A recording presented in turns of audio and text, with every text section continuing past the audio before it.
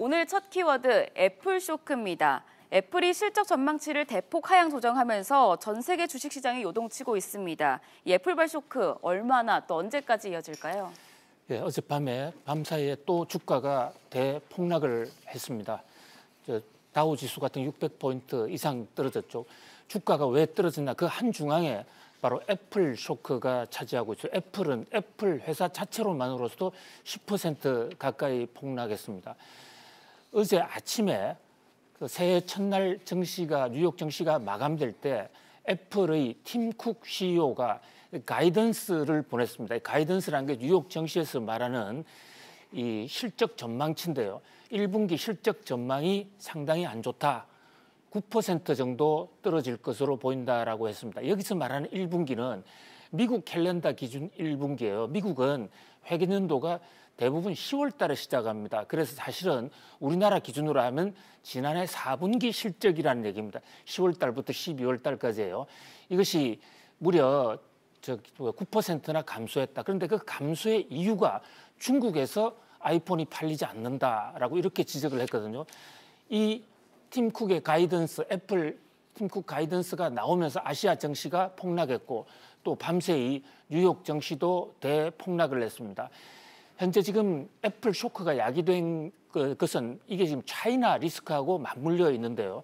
아시다시피 미국이 중국에 대해서 무역 보복을 많이 하지 않았습니까? 관세 폭탄을 터뜨렸죠. 그래서 일단은 미국이 중국을 향해서 관세 폭탄을 터뜨려서 어느 정도 효과를 달성했습니다. 중국 경제가 침체가 됐어요. 그런데 그 침체된 중국 경제가 미국을 향해서 보복을 하는 이런 형국이에요. 다시 저주를 퍼붓는 거죠. 그래서 이 애플의 지금 이 아이폰 수출의 가장 큰 비중이 중국과 중화권 시장에서 차지하고 있지 않습니까? 중국에서 애플을 사지 않는 겁니다. 그러니까 중국의 보복에 의해서 애플이 무너지는 겁니다. 그럼 애플이 무너지면 세계 증시가 무너지고 다 같이 무너지는 최악의 시나리오가 지금 어저께 팀 쿡의 가이던스로 인해서 세계 경제를 강타를 한 것입니다. 물론 여기에 대해서 골드만삭스는 조금 생각이 다릅니다. 세계 가장 큰 투자은행인 이 골드만삭스는 애플이 무너진 것은 중국 때문이 아니라 애플 자체가 이제 성장 동력을 상실했다. 마치 10년 전에 노키아가 무너질 때하고 비슷하다. 당시 노키아의 이 제품 교체율과 지금의 애플 교체율이 매우 흡사하다는 것이거든요. 그래서 중국과의 전쟁보다는 애플 자체가 새로운 성장 동력을 갖지 못함에 따라서 자체적으로 무너지는 것이다라고 지적을 하고 있습니다. 어떤 경우든 애플이 스스로 무너지든 중국에 의해서 무너지든 애플은 지금 미국 증시의 시가총액 1위인 대장주입니다. 그리고 IT 산업의 선도주자고요. 그런 애플의 주가가 이렇게 크게 무너짐으로써 지금 그 세계 경제에 큰 충격을 주고 있습니다. 애플 쇼크가 과연 어떻게 확산될지 매우 주목되는데요.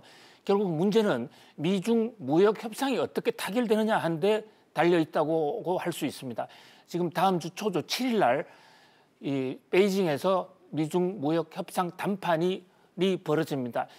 트럼프 대통령은 대타협이 올 것이다. 그래서 주가가 30% 이상 올라갈 것이다라고 호언장담하고 있습니다만은 한치 앞을 알 수 없는 것이 지금 미중 관계고 어쨌든 미중 무역 협상에 세계 경제의 운명이 걸린 듯합니다. 네, 글로벌 대장주인 애플의 급락세에 경기도나 우려감이 더욱 커지고 있는데요. 이번에 미중 무역 협상 좀 지켜보셔야겠습니다. 이어서 다음 뉴스 키워드 알아보겠습니다.